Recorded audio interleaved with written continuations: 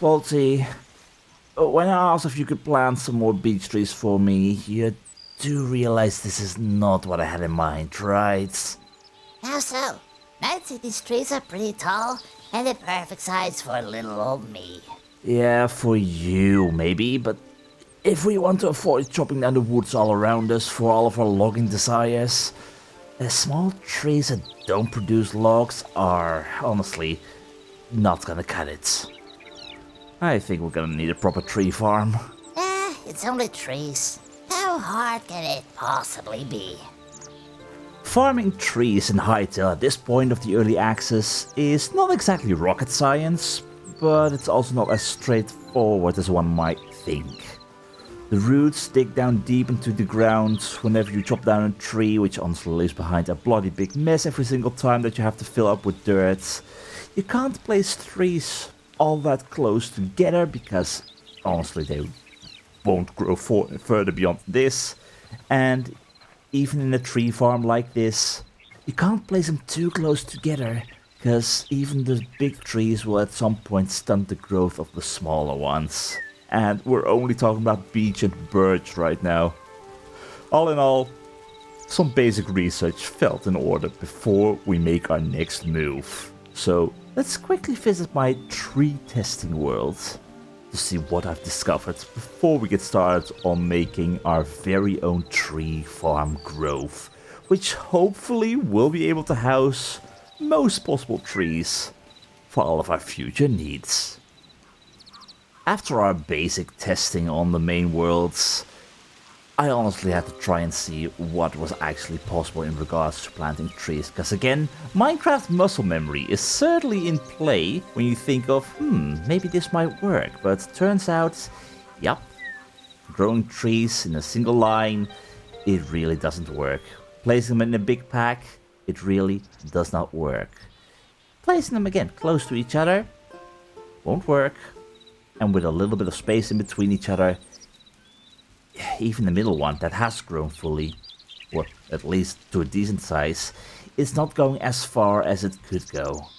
And when you then keep in mind that you are definitely dealing with quite a few more trees in general that we can build, in total 1, 2, 3, 4, 5, 6, 7, 8 proper trees, with the spruce having a variant with the frozen spruce sapling.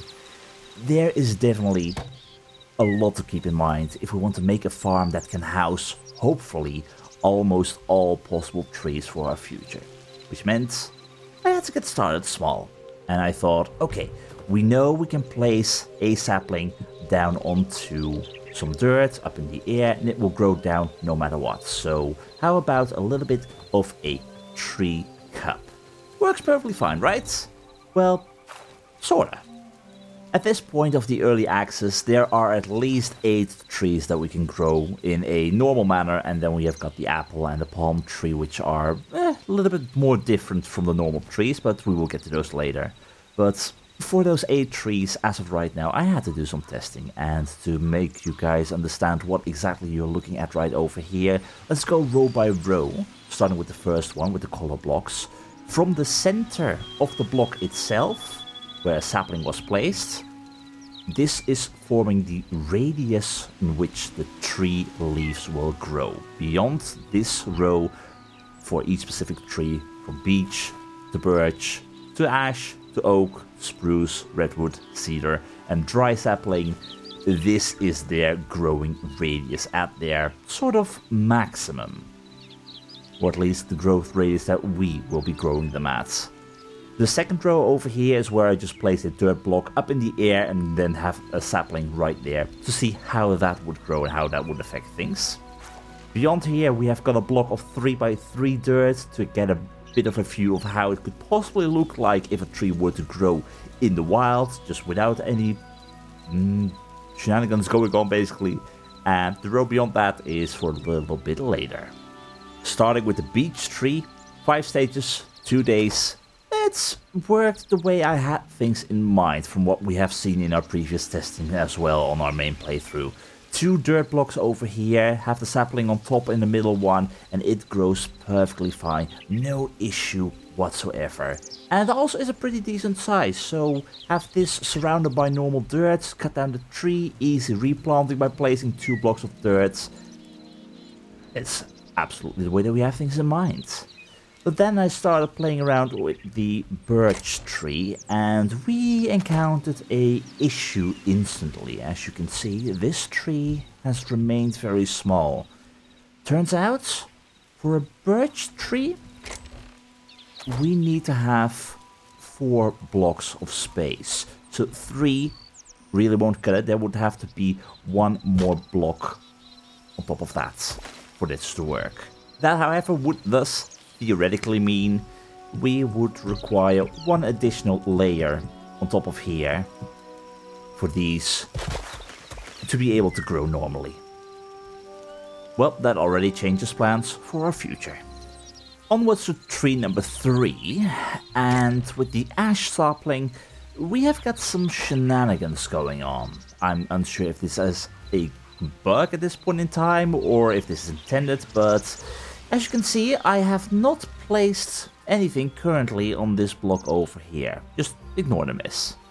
I would like you to pay attention as to what happens exactly when I place the sapling down here and we are going to advance time.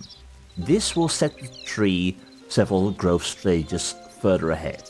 It won't completely grow the tree as we're only skipping 1 day in total, but you'll see. Right there. Perfect looking tree, right? We've got roots growing down to the ground, absolutely wonderful.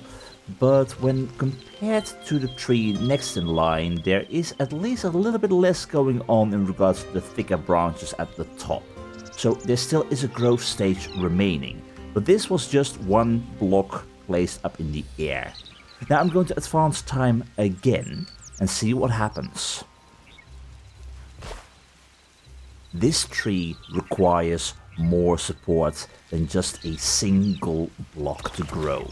And that instantly causes some issues for our thing going on over here. Because, sure, the little tree cup like this, it can work, but the tree stays very small.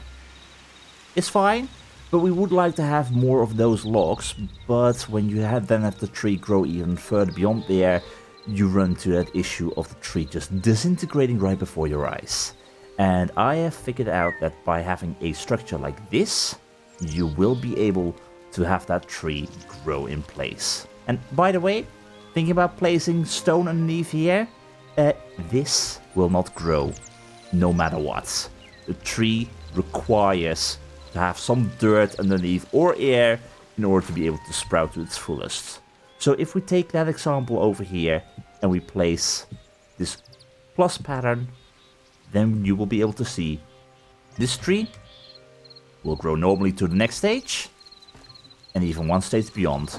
It will still break a little bit of the tree root itself, but the main body of the tree will be perfectly fine. So if we compare that right over here as well, place down the plus pattern, have the ash sapling in place, go to the next stage, it won't grow further than this. It remains to be this tiny little tree. And that is the reason why we could technically stay with this size, but we would like to have things just a little bit bigger. And that itself translates directly towards an increase in size for our little tree cup from a 3x3 to a 5x5x5. It will still work with all the other trees as well. You just have to place a little bit extra dirt to have the support structure going on. But that instantly solves the issue we just explored with the beech tree, or the birch tree. Beech and birch are too similar. The fact that you need a height of 4 is instantly translated to the cup of 5x5. Our issues currently well contained. Moving onwards, the old trusty oak, surprisingly enough having a growth time of 7 stages over 3 days, and we can see that result right over here as well. Here we have got our normal 3x3, nothing wrong, that will always remain to be the base. if you keep that growing normally on a single block while having this underneath to stop the growth from going much further, you will get this normal tree that you are after. If you give it too much space, however, well, the oak has a tendency to really grow its roots out, and when you do that right in your world on the ground itself, this becomes a true mess to clean up. So we do not want it to be able to grow this large, meaning, again, the tree cup keeps that growth well contained. Up next we have got ourselves the normal spruce sapling and the frozen spruce. From what I have noticed, they are only different in look, but the logs that they produce, I believe, are the exact same. So spruce trees, very fun. But again, we run into the similar issue with the birch tree. We need more height to grow, and yeah, it actually requires quite a bit of height to grow. 4 blocks high? Not exactly enough. 5 blocks high? Not exactly enough. For this reason, I did not destroy that block. This tree has a tendency to destroy blocks underneath it, to try and grow its roots down. Not exactly ideal, which leads us to a 6 high setup, which is not brilliant, but it works. There's no further things being destroyed down below, and the only downside is the fact that with our 5 cup setup, we need to have a little bit of a L shape in order to be able to place a spruce on a 2 high dirt pillar, so that it will be able to grow this entire 6 structure. Because in the wilds, yeah, those roots be growing deep. And with our 3 cup setup, that means 1, 2, 3 like this, have the spruce on top, and it will grow just the way that we have things in mind. Lovely. Now, I don't know too much about the redwood tree, but what I do remember is the fact that they are supposedly very tall growing trees, which means, again, our little 3x3 setup would work, but there is just so much more potential for the tree. And that definitely is being translated into the 5x5 tree cup that we are moving towards. Placing it in a confined space of the 5x5, it gives you quite a few logs. So if you are in need of those, that will work just fine. But if you let a redwood tree grow even further beyond that in the wild on this 3x3, the size becomes absolutely massive. And this thing, it is not hollow. So theoretically, if you wanted to have redwood logs en masse, you may not want to place it inside of the tree farm, but you do risk the result of the roots breaking free. But chop down one of these trees and honestly, I don't think you will need a lot of logs in your nearby future, because that is just absolutely insane. And as a small fun fact, the small tree that we've got going on over there, or placed inside of a tree cup, sort of around 172 redwood logs per tree that you get by just chopping it down. Take a big tree, however, and, well, this is the results. This is what I got from one single of those massive redwood trees. So if you would want to have all of those logs, place it outside in the wild somewhere, and yeah, you will not be without. But for a small tree farm, that will work just fine. After that, we have got ourselves the cedar sapling, and this one again is quite the whole creator. Again, I did not break that block, that is what the tree itself did, meaning we want to have at least a height of 4 blocks before we place that sapling right where we want it. In the wild, it will grow perfectly fine, but again, this is better translated by having it inside of our 5x5 tree cup. It doesn't increase the growth in any way, but it at least keeps your ground safe and sound. And lastly, for our normally growing trees that we've currently got access to, the dry sapling. This one, for sure, compared to all the others, is the one that reaches out the furthest with his leaf roof. That might definitely prove to be an issue when you want to place tree farms close together, because if you have multiple of these in your farm at the same time, there might be some issues here and there, but it's certainly not the end of the world, because with a bit of luck it will grow in that one specific direction and it will find its way around each other. But something to keep in mind, and when we take a look at the size of those radiuses. For the dry sapling, we have got a radius of 12. Cedar sapling has got a radius of 5. Redwood tree, radius of 6. Spruce sapling, radius of 6. Oak sapling, radius of 8. At least in our setup, because this one, it's a little bit bigger. The ash sapling, radius of 11. Birch, a radius of 6. And beech, a radius of 7. And all of that tree testing leads us to our 5x5 tree cup design that works precisely the way that we have things in mind. We will be able to get all of the future logs that we would want and turn those into planks whenever we need them. And hopefully for any future trees that get added to the game, hopefully this design works as well. And if not, well, bad luck, we might have to think of something else.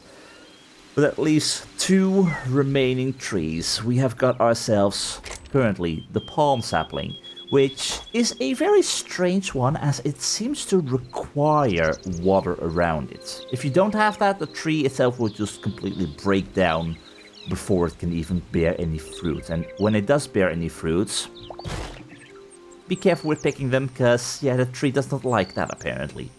And for the final one, our apple sapling, well, it doesn't grow all that large. It produces no logs at all.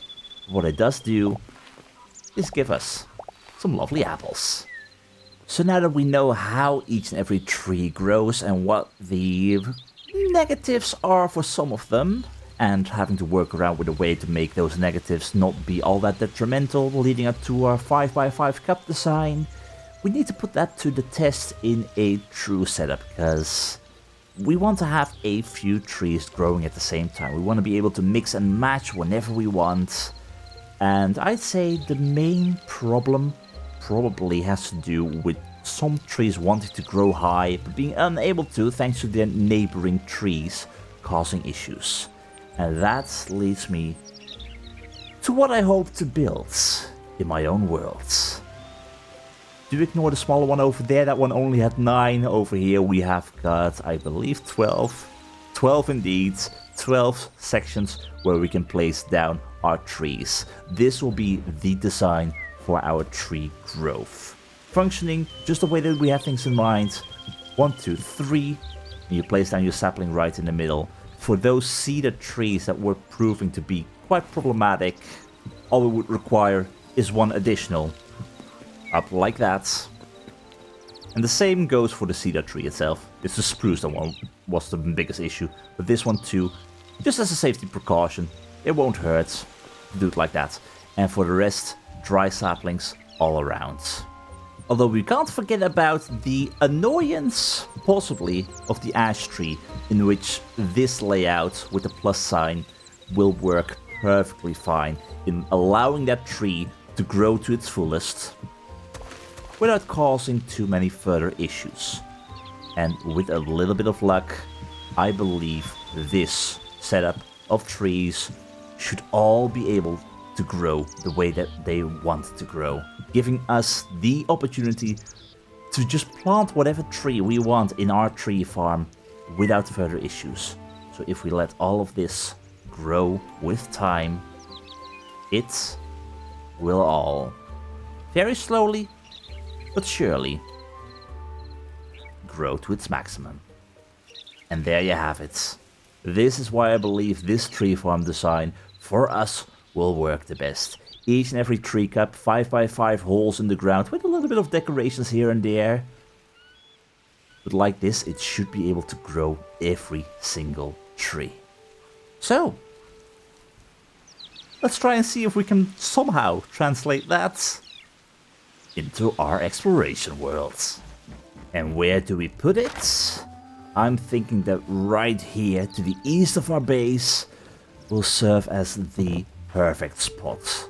The terrain is not exactly flat, we are dealing with a little bit of a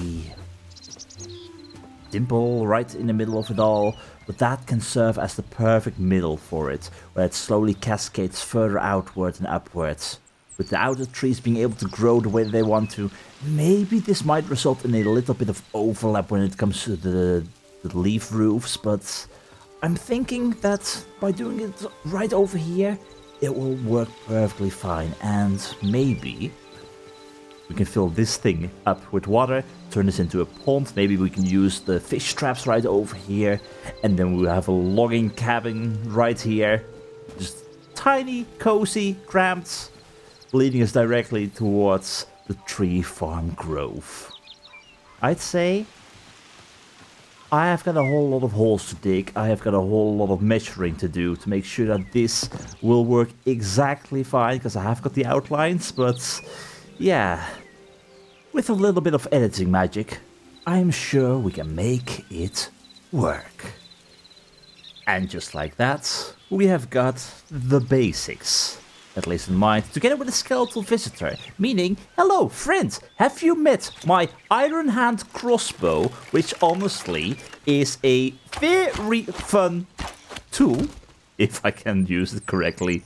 Unfortunately, when you do shoot someone and then switch weapon, currently it unloads. Maybe that will change in the future, I've got no clue. Any missed arrows, of course, will be completely missed in general, but I kinda like the crossbow. Anyway, I have got myself the holes dug at least a little bit. They will need to be a bit deeper still. I still need to figure out what exactly I want to do with the middle. I'm thinking maybe we can place a boulder over here or just a tiny bit of a hill. But from here, we will have this entire area cascade further outwards. I intend this to be the main level that we're dealing with, and theoretically we could still remove part of this row, like these 3 middle blocks, we can get rid of to make it easier accessible, perhaps if required. And no matter how deep, thanks to the climbing abilities of Hytale, even when it is 5 deep, all the way down. Okay, 5 deep maybe is a 1, 2, 3, 4. 5 deep is definitely too much, but when you then have a little edge over here, let's say that block is removed, we can easily climb out the way that we want to. It will all work. Hopefully, in the end. I'm happy already that I managed to place all of this down. Hopefully all of my measurements are correct. I will have to double check them just in case to make sure that I did not accidentally mess up anywhere. But from here on out, slowly cascading out, slowly set into the environment itself. And I'm thinking all the way over here, yeah, that's gonna be where we're gonna place a little bit of a log cabin. I think it will work. I think it will work. But from here, I'm going to take my time. It's time to dig some holes and find out how exactly, with what blocks I will want to decorate these holes. So, let's start digging.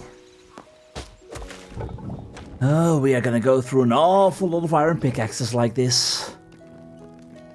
Thank God that I do have got enough resources for that.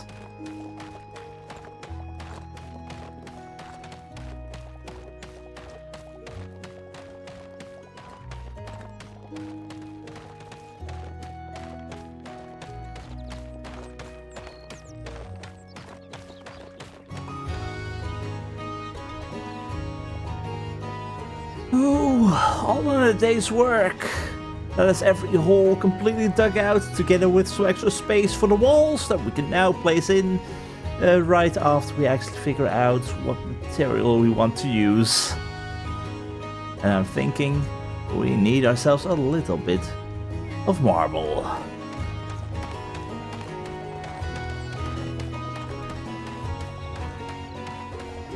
And of course my pickaxe does not have the eternal life, which is a shame, but it is inevitable.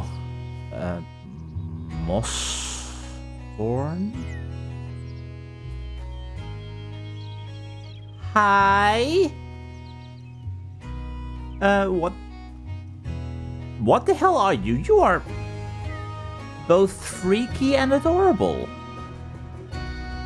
Well, nice to meet you. And as always, for anywhere with sheep, free shaving.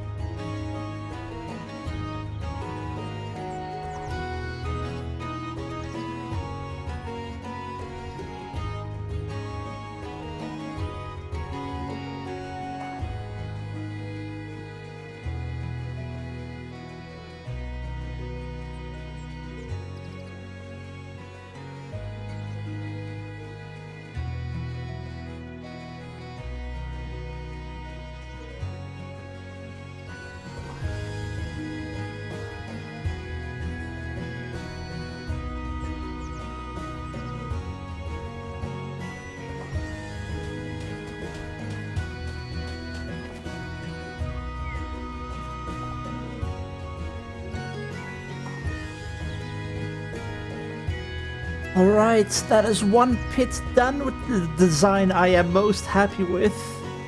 Which means there's only 11 more to go. Let's get to it.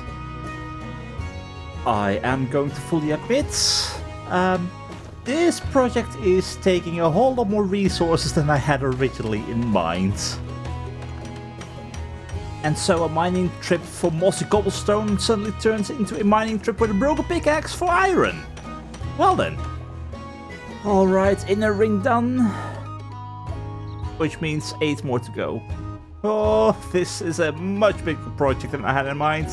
So much bigger. And likewise is it filled with so many distractions.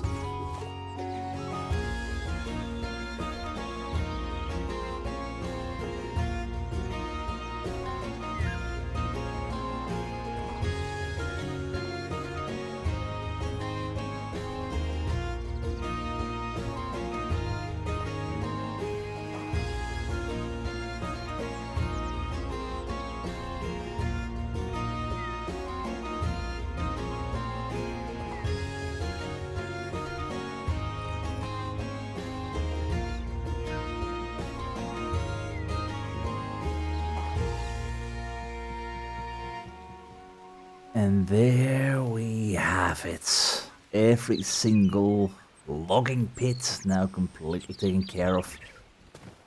I am taking the idea of this marble line going right through the middle, leading us to the middle, and the same on the ones on the side here, leading us in that straight line directly through. Because the middle point is where all the power of this grove is basically originating from. I am planning to steal a statue because I am at the moment unable to actually create statues for as far as I know. So yeah, I have to make a real quick visit to the Forgotten Temple. Is there by any chance another statue up here? No? That's a shame. There's only 2 statues in total in that case, and while we are here, I am seeing you. Hello, my friend. I don't believe we have actually recorded your memory just yet. Hello, goat. Wonderful. But no, as of right now, you are the only one that's here together with you. You are a little bit more special, I would say, so let me borrow you. Statue of a slumbering deity. And while I am here, friend, I could very well use another emerald, and likewise I would like to deposit some of my memories. So if you can go down real quick, it will be very much appreciated. It will be fine, it will be fine. I still have to be very careful about your true rampage move. There we go. I need that emerald. And I'm going to need a few more for what I've got planned. And so, with a few more memories to bring back to the heart of Orbis, we have recorded 23 in total, including, let's see what were the latest ones, with the moss horn. We also had a hawk, apparently, and a pigeon from somewhere. Not entirely sure, but you. record all 23 memories, which allows us to have access to morph potions at the alchemist workbench for when we get around to that, 3 more decorative chests, 4 eternal seeds, and 1 maximum teleporter, which again is something we still need to mess around with, because we have not been an alchemist workbench just yet. But what I do want to know, Goblin, you were one of the Goblin Dukes. Alright. The legendary ones, basically.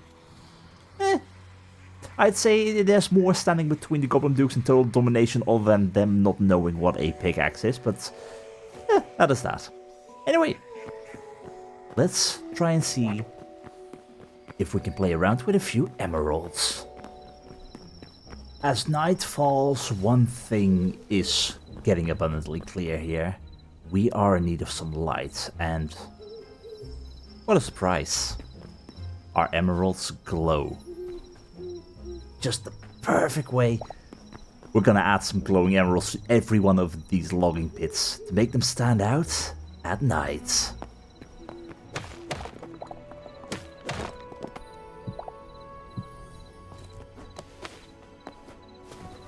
Now, I will admit that this is completely experimental. I do not know what the end result is going to look like and whether or not these gems are actually going to be affected by the trees growing, but hopefully they shouldn't. But look at that. That is the glow we're after. Just a few more. Now, of course, we do miss 2 more emeralds, but I will just pay a quick revisit towards the Forgotten Temple in a little bit in my spare time. Get 2 more emeralds by destroying that golem. I mean, he is gladly donating these wonderful gems to us. And with that, every logging pit is now ready.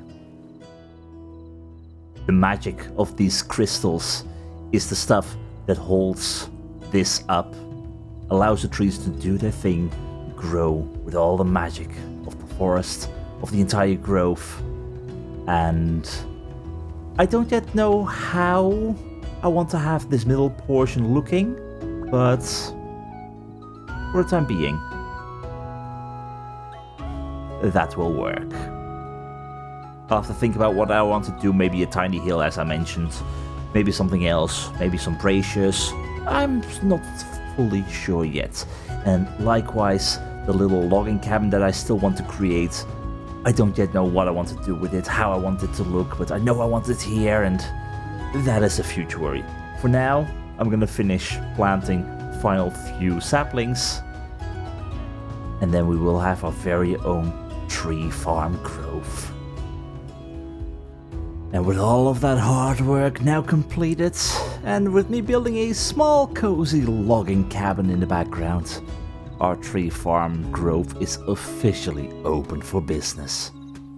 There is still a lot of work to be done when it comes to making pathways through the grove, the water pond near the logging cabin on the outer edge, and something like a small centerpiece. But I'm afraid that will have to wait for the future, as I am currently all out of time. This episode may be a bit on the shorter side compared to the previous ones, but trust me when I say that this one took the longest to make, with all of the research done at the start and the plethora of hole digging and resource gathering. And when it comes to the end result, I am really proud of what we have created today. A tree farm that will be pivotal when it comes to supplying us with all the logs we could desire in our future. If you liked this episode, it would of course be greatly appreciated if you could share it with friends who may also be interested in Hytale. But with all of that said, thank you very much for watching. Have a very nice day, and as always, remember, have fun.